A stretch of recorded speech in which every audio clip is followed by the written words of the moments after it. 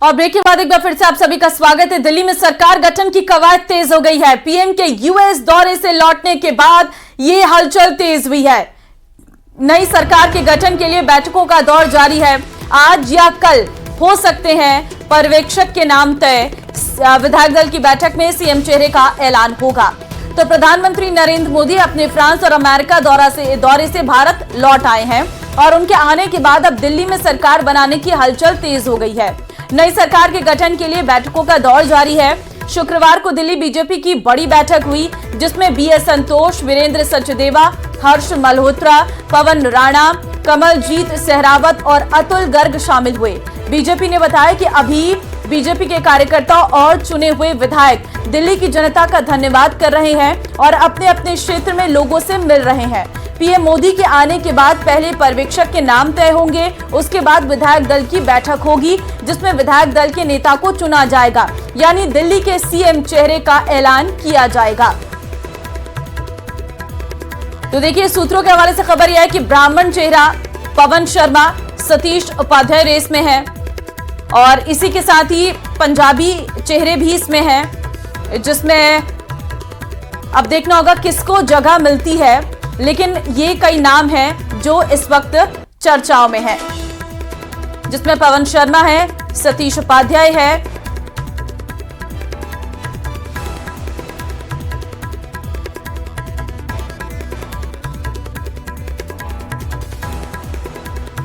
तो इसी से एक और बड़ी खबर है कि दिल्ली में सरकार गठन को लेकर बड़ा अपडेट यह है कि दिल्ली में 19 फरवरी को हो सकता है शपथ ग्रहण। ऐसा सूत्रों के हवाले से जानकारी सामने आ रही है। 17-18 फरवरी को विधायक दल की बैठक संभव है।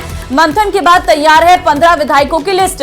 9 नाम छांटकर सीएम, स्पीकर, मंत्री तय होंगे। पीएम अमित शाह, नड्डा के साथ बड़े नेता बैठक करेंगे।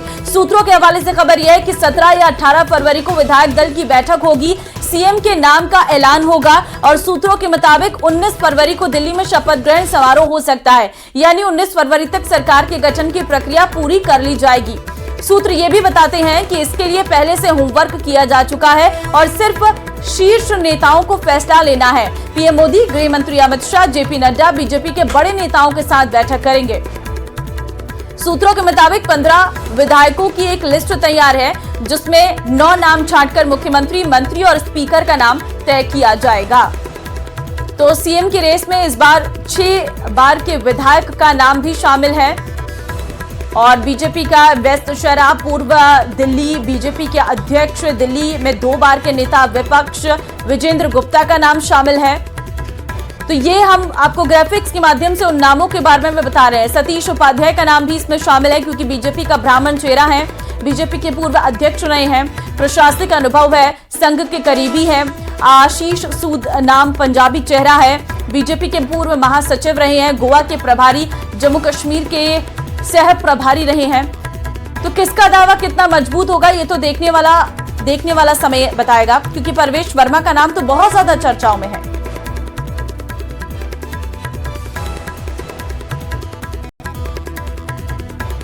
दिल्ली में चुनाव नतीजों को आए 1 हफ्ता होने वाला है, लेकिन नए मुख्यमंत्री को लेकर अब भी सिर्फ अटकलें ही लगाई जा रही हैं।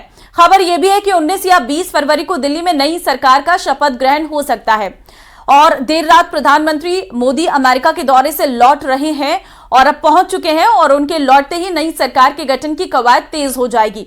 इस बीच दिल्ली में नामकरण की सियासत का आगाज हो गया है। साथ ही आम आदमी पार्टी पर सीएमओ दिल्ली का एक्स अकाउंट चोरी करने के आरोप लगे हैं। ये रिपोर्ट देखिए।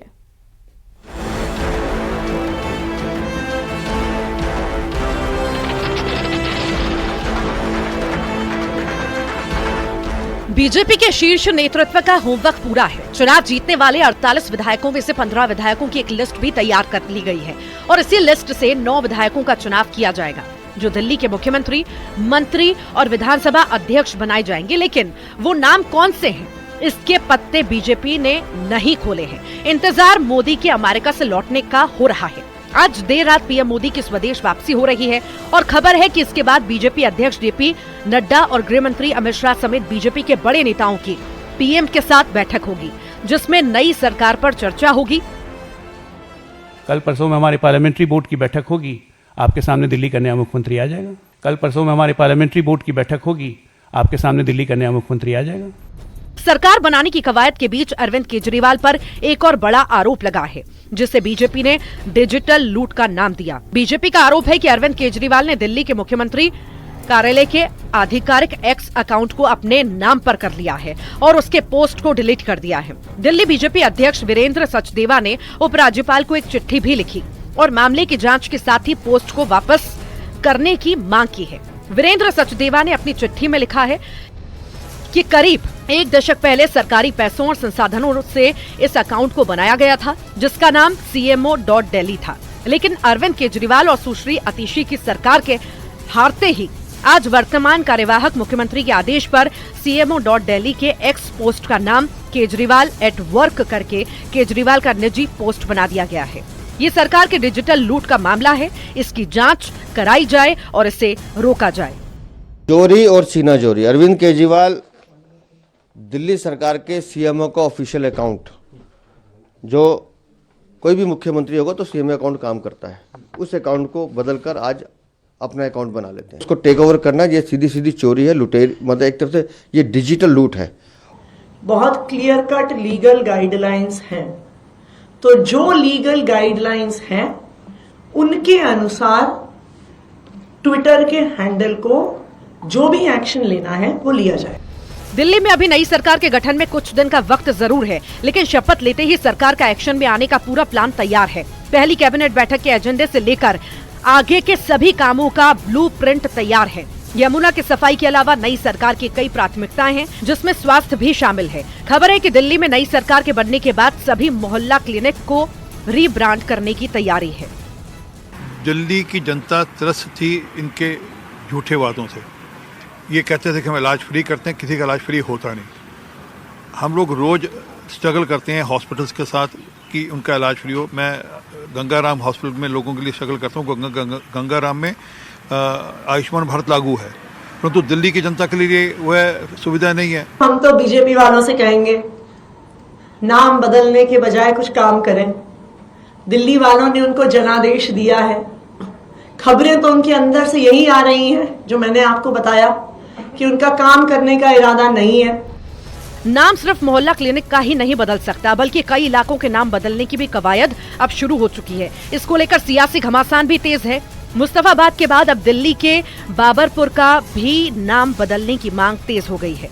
जिस दिन मैं चुनाव लड़ रहा था, मैंने उस दिन भी कहा कि इस बार मुस्तफाबाद का जो M फैक्टर वाला नाम है उस नाम को हटाएंगे, शिव बिहार का या शिवपुरी का नाम हम रखेंगे। मैं मुस्तफाबाद की आवाम से और आप लोगों से वादा करता हूं कि जब तक मैं जिंदा हूं मुस्तफाबाद का नाम नहीं बदला जाएगा। डिजिटल लूट के आरोपों और नाम की सियासत के बीच आम आदमी पार्टी के नेता और पूर्व मंत्री सत्येंद्र जैन की भी मुश्किलें बढ़ने वाली हैं। मनी लॉन्ड्रिंग के मामले में सत्येंद्र जैन पर कार्रवाई के लिए अब गृह मंत्रालय ने राष्ट्रपति से अनुमति मांगी है। गृह मंत्रालय ने मांग की है कि BNS की धारा 218 के तहत सत्येंद्र जैन पर केस चलाने की अनुमति मिले। मनी लॉन्ड्रिंग के मामले में प्रवर्तन निदेशालय ने 2022 में सत्येंद्र जैन को गिरफ्तार भी किया था। फिलहाल वो जमानत पर हैं। इस केस में ईडी ने सत्येंद्र जैन के खिलाफ चार्जशीट भी दाखिल की है। Bureau report, news 18। कांग्रेस अध्यक्ष मल्लिकार्जुन खड़गे के सनातन विरोधी बयान के बाद अब कांग्रेस के 2 सबसे दिग्गज चेहरे महाकुंभ जाने की तैयारी में हैं। राहुल गांधी और प्रियंका गांधी की संगम में आस्था की डुबकी को लेकर सवाल खड़े हो रहे हैं कि क्या कांग्रेस विरोधी जो नैरेटिव उन्होंने सेट किया है उसे काउंटर करने की कोशिश में है। ये देखिए रिपोर्ट।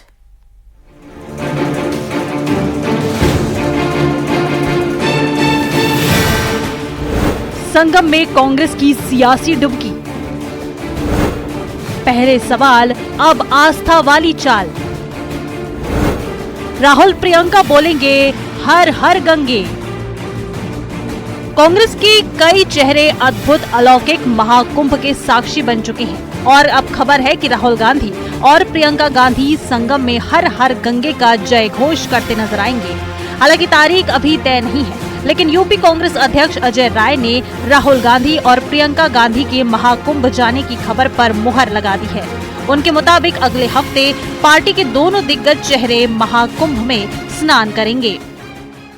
देखिए, मैंने पहले कहा है कि प्रयागराज राहुल जी की मातृभूमि है और वहाँ से वो परिवार की उत्पत्ति है, आनंद भवन, स्वराज भवन, गांधी परिवार के लिए नया नहीं है। वहाँ से पूरे नेहरू गांधी परिवार की वहीं से शुरुआत है। हमारे सबके लिए नया नहीं है। ये जो भी नए नए लोग जिनको अभी नया शौक लगा है उनके लिए नया है। हमारे लिए वो एक पवित्र स्थान है, हमारे लिए वो देवभूमि है। निश्चित तौर से हम जुड़े हैं वहाँ से, हमारे लोग, हम भी जाएंगे और पूरी लीडरशिप, पूरा नेतृत्व जाएगा। तो उसकी इच्छा होगी, जिसकी सबकी इच्छा होगी, वो निश्चित चल के वहाँ चल के त्रिवेणी में स्नान करेगा, जय गंगा मैया होगा, हर हर महादेव होगा। इस बीच राहुल और प्रियंका गांधी के अचानक महाकुंभ जाने को लेकर कई सवाल खड़े हो रहे हैं कि क्या कांग्रेस अध्यक्ष मल्लिकार्जुन खड़गे के सनातन विरोधी बयान से सेट नैरेटिव को काउंटर करने की कोशिश की जा रही है। गंगा में डुबकी लेने से गरीबी दूर होती क्या? आपको खाना मिलता पेट को? मैं किसी की आस्था के ऊपर ठोस नहीं लगाना चाहता हूं। अगर किसी को दुख हुआ तो मैं माफी चाहता हूं, लेकिन आप बताइए, अरे जब बच्चा भूखा मर रहा है, बच्चा स्कूल में नहीं जा रहा है, मजदूरों को मजदूरी नहीं मिल रही है, तो ये लोग जाकर हजारों रुपए खर्च करके कंपटीशन पे डुबकियां मार रहे। कंपटीशन में एक डुबकी मारता दूसरा, और जब तक वो टीवी में अच्छा नहीं आता तब तक डुबकी मारते रहते। राहुल और प्रियंका गांधी के पहले कई कांग्रेसी नेताओं ने भी संगम में आस्था की डुबकी लगाई है, लेकिन इन सबके बीच राहुल और प्रियंका के महाकुंभ स्नान को बीजेपी सियासत बता रही है। बीजेपी कह रही है कि पहले सवाल उठाया था और अब ये आस्था वाली चाल है। न्यूज़ 18 के लिए ब्यूरो रिपोर्ट। महाकुंभ में त्रिवेणी के पवित्र जल में जहां स्नान का आंकड़ा करीब 50 करोड़ पहुंचने वाला है, वहीं महाकुंभ में स्नान को लेकर बयानबाजी थमने का नाम नहीं ले रही है। अखिलेश ने जहां आंकड़ों पर फिर से तंज कसा है, वहीं महाकुंभ पर विवादित बयान देने वाले एसपी सांसद अफजाल अंसारी पर एफआईआर दर्ज हो गई है। ये रिपोर्ट देखिए।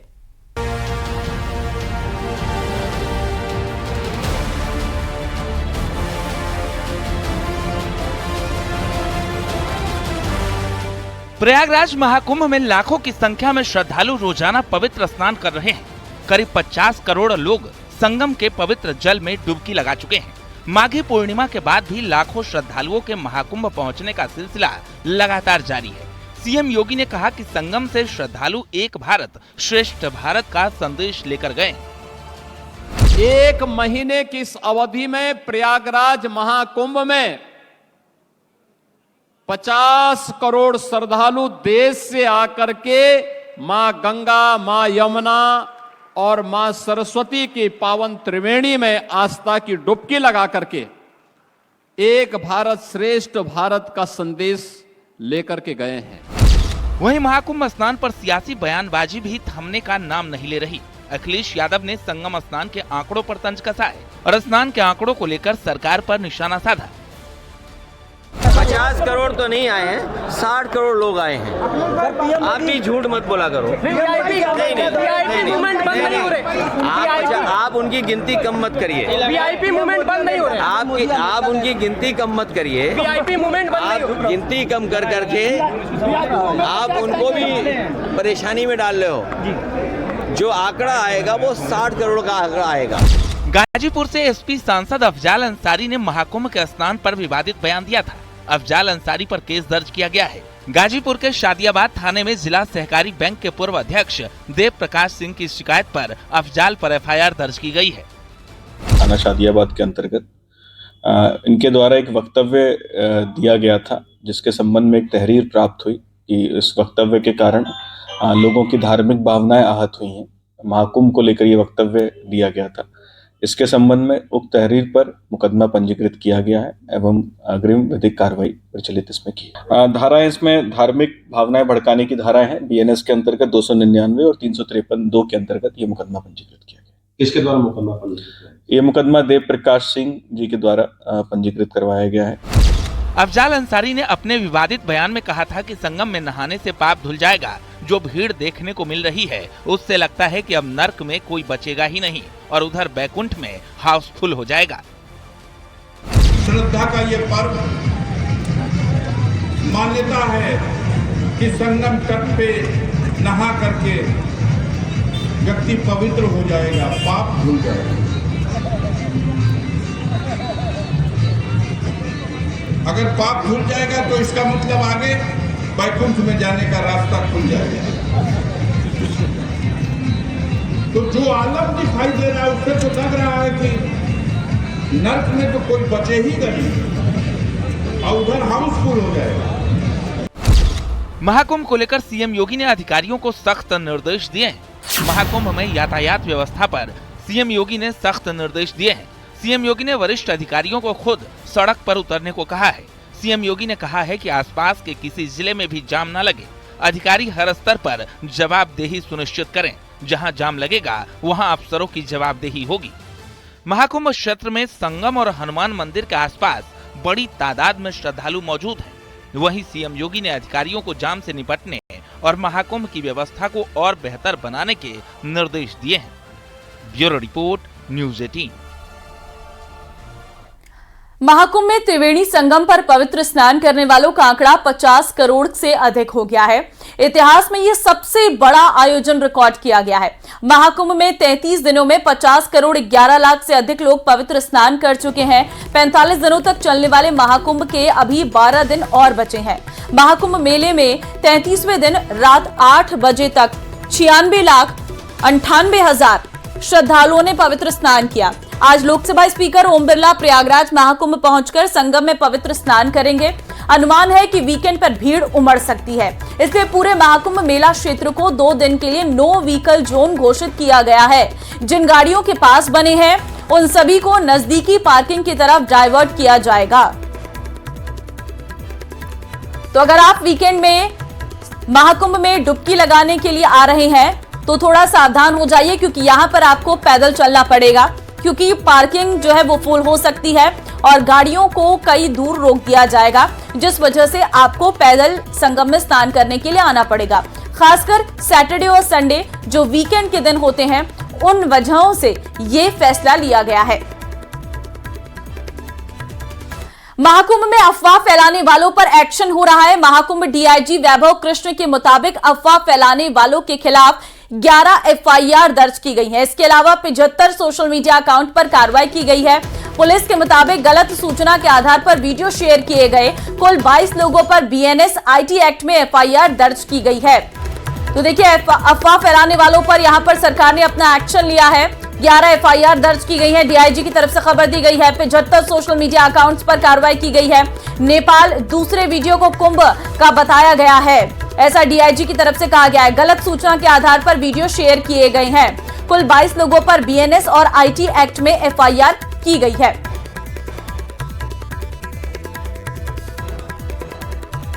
तो किसी भी तरीके से कोई अफवाह से आपको बचना है। ऐसी अफवाह वाली वीडियोस को आपने शेयर नहीं करना है।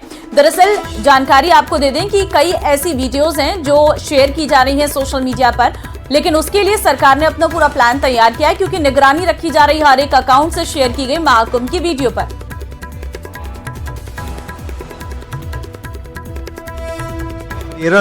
13 जनवरी से और आज 14 फरवरी तक पिछले एक माह में हम लोगों ने 11 एफआईआर दर्ज की हैं, जो कि टोटल 75 अकाउंट्स के खिलाफ दर्ज की गई हैं।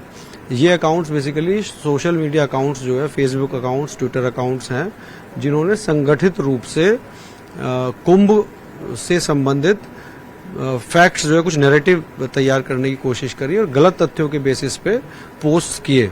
तो ये अकाउंट्स वो हैं जो कि जिन्होंने इस तरीके के डिस्टॉर्टेड फैक्ट्स जो है वो लोगों में संचारित किए और इसमें एफआईआर हम लोगों ने की है और इसमें और भी लीगल एक्शन करेंगे।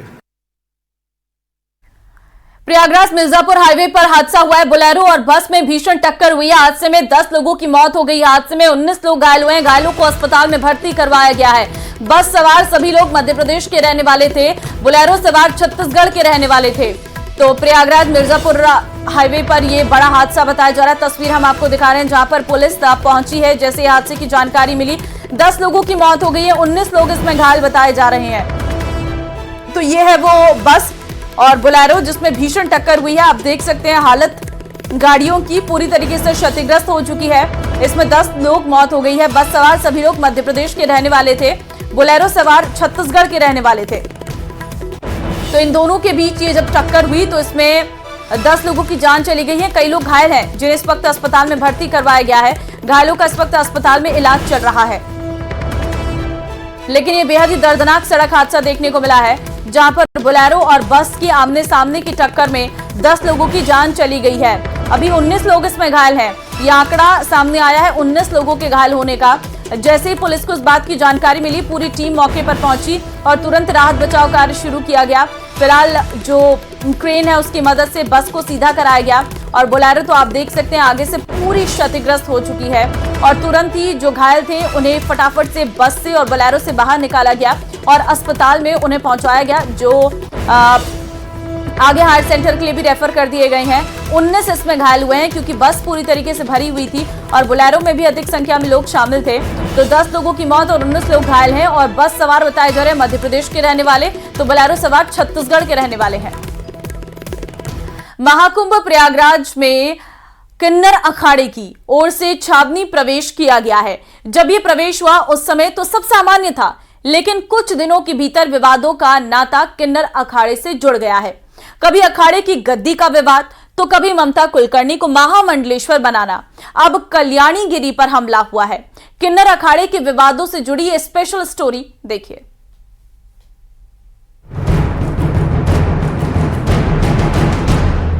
महाकुंभ में किन्नर अखाड़े का महाविवाद, कभी गद्दी की लड़ाई तो कभी वर्चस्व की जंग। ममता बनी महामंडलेश्वर तो विवाद गहराया। कल्याणगिरी पर हमले से किन्नर अखाड़े में हंगामा। महाकुंभ में किन्नर अखाड़े में महामंडलेश्वर और पदाधिकारी एक दूसरे के खिलाफ ताल ठोक रहे हैं। साल 2019 में जो अखाड़ा सबसे ज्यादा चर्चा में था, अब 2025 के महाकुंभ में सबसे ज्यादा विवादित बनता जा रहा है। किन्नर अखाड़े ने महाकुंभ में छावनी में प्रवेश किया तो सभी की नजर अखाड़े पर रही, लेकिन 24 जनवरी को एक्ट्रेस ममता कुलकर्णी को महामंडलेश्वर बनाया गया तो अखाड़े में पदाधिकारी आमने सामने आ गए। अब बीती रात कल्याणी नंदगिरी पर हमला हुआ तो अखाड़े का विवाद एक बार फिर सामने आ गया। किन्नर अखाड़े की महामंडलेश्वर कल्याणी गिरी पर उस वक्त हमला हुआ जब वो अपने साथियों के साथ गाड़ी में मेला क्षेत्र में थी। उनके साथ के लोगों का ये कहना है कि उन पर चाकू से हमला हुआ, जिसके बाद इसकी सूचना पुलिस को मिली और आनंद फानंद में उसके इस अस्पताल में देखिए केंद्रीय चिकित्सालय पे जहां इस न्यूज एटीन हुई महाकुंभ मेला प्रांगण में लाया गया और उसके बाद यहां इनको जो इनिशियल स्टेज पर जो मेडिकल फर्स्ट एड दिया गया, जिसके बाद उनके वुंड्स थे, उसके बाद इन्हें यहां से मेडिकल कॉलेज के लिए रेफर कर दिया गया। इस वक्त न्यूज एटीन कहीं खड़ी है, पुलिस सुरक्षा मौजूद है। उनको जो उनके साथ के उनके सहयोगी थे, उनका कहना है कि उनके पे चाकुओं से हमला हुआ, समझ नहीं पाए आखिर हुआ क्या। जहां एक और महामंडलेश्वर हमला हुआ तो उनके बचाने वाले अन्य 4 पर भी हमला हुआ, जिसके बाद यहाँ पुलिस और सुरक्षा के घेरे में उन्हें मेडिकल कॉलेज ले जाया गया है।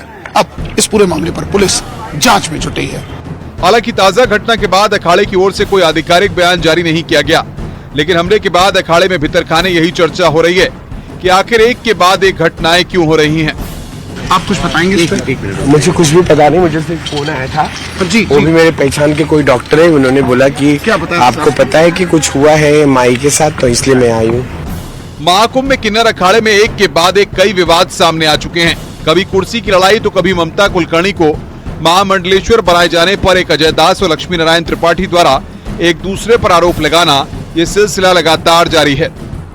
किन्नर अखाड़े से जुड़े विवाद, ममता कुलकर्णी को महामंडलेश्वर बनाने पर विवाद। अजय दास ने खुद को अखाड़े का संस्थापक बताया, लक्ष्मी नारायण त्रिपाठी और ममता कुलकर्णी को निकाला। लक्ष्मी नारायण त्रिपाठी ने अजय दास पर निशाना साधा। 9 फरवरी को हिमांगी सखी ने हमले का आरोप लगाया। अब कल्याणी गिरी पर हमले से विवादों में किन्नर अखाड़ा। किन्नर अखाड़े में ये विवाद बताते हैं कि सब कुछ सामान्य नहीं चल रहा है। तो अखाड़ा कभी लोगों के लिए चर्चा का केंद्र होता था, वो अब विवादों के लिए चर्चित हो गया है। हालांकि हमले और विवाद के कारण अलग अलग हो सकते हैं, लेकिन ये बात सच है कि किन्नर अखाड़े में कभी खुद को संस्थापक बताने वाले अजय दास तो कभी लक्ष्मी नारायण त्रिपाठी सामने आते हैं और विवादों पर सफाई देते हैं। बहरहाल देखना यह है कि अब ताजा विवाद के बाद अखाड़े की ओर से क्या रिएक्शन सामने आता है। Bureau report, news 18। पुलिस। और चलिए इस बुलेटिन में फिलहाल के लिए बस इतना ही। आगे आप देखिए राजस्थान लाइव में तमाम बड़ी खबरें। नमस्कार।